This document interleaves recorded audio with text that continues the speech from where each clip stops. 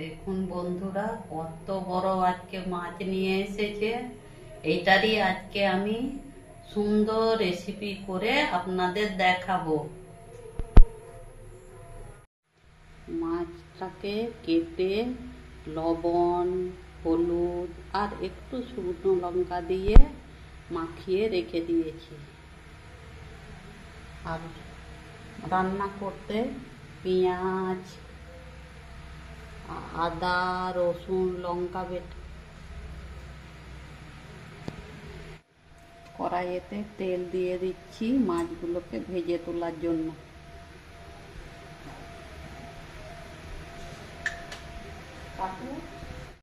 তেলের মধ্যে একটু লবণ দিয়ে দিলাম, তাহলে ভাজার সময় মাছগুলো কড়াইয়ে লেগে যাবে না।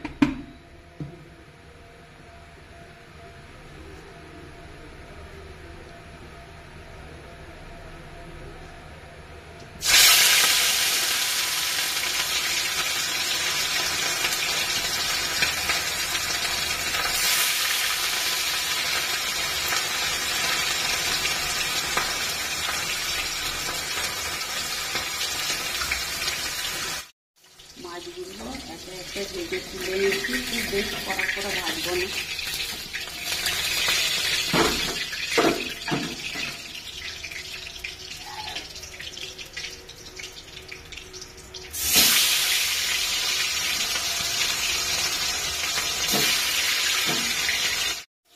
এই যে মাছগুলো সুন্দর ভাজা হয়ে গেছে, এইরকম করে এবার সবগুলো ভেজে তুলে নেব।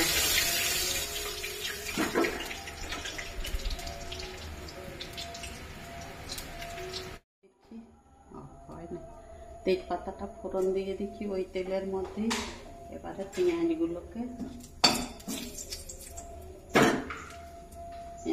ভেজে নেব।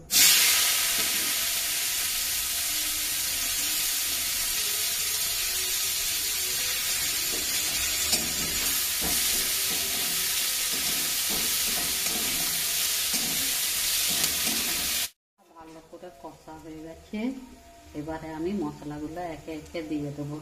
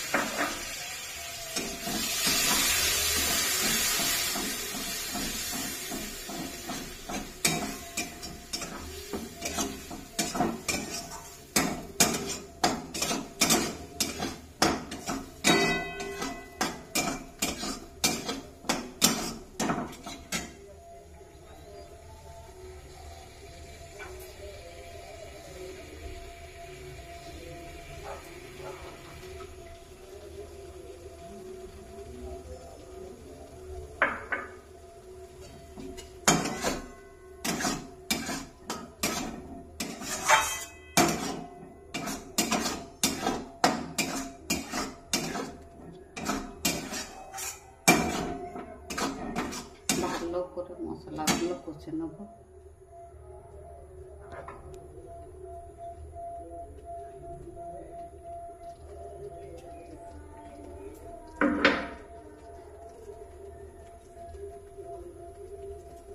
তুমি একবার কমা।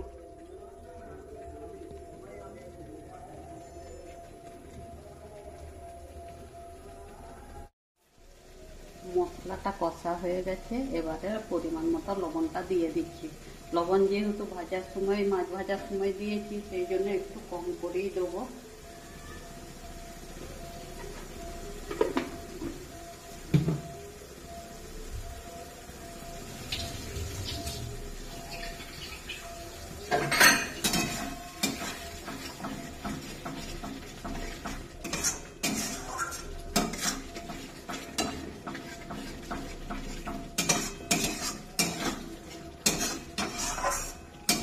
মশলাটা ভালো করে ভেজে নিলাম, এবারে জল দিয়ে দেবো।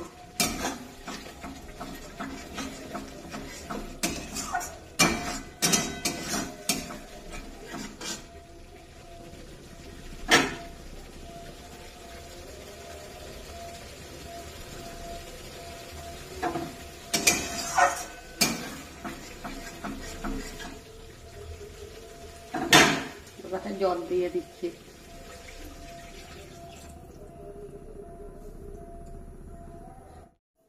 জলটা ভালো করে, মশলাটা ভালো করে ফুটে উঠেছে।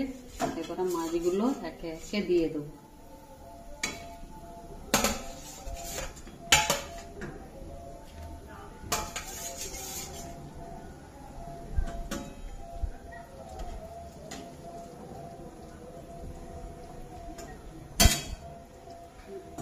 এবারে ভালো করে হয়ে গেলে, রান্না হয়ে গেলে আপনাদের দেখাবো। হাত করে রান্নাটা আমার শেষের দিকে, গ্রেভিটা খুব সুন্দর হয়েছে। এবারে রান্নাটা আমি নামিয়ে নিয়ে আপনাদের দেখিয়ে দেবো সার্ভ করে। এইভাবে রান্না করলে বাড়ির সবাই কিন্তু চেটে পুটে খেয়ে নেবে। দেখুন একবার রান্না করে এইভাবে সার্ভ করে দেখিয়ে দিলাম। দেখুন কত সুন্দর দেখাচ্ছে। এই গ্রেভিটা দিয়েই ভাত খাওয়া হয়ে যাবে, মাছের আর দরকার হবে না। রান্নাটা এত সুন্দর হয়েছে। আপনারা সবাই এইভাবে রান্না করে খান, খুব ভালো লাগবে।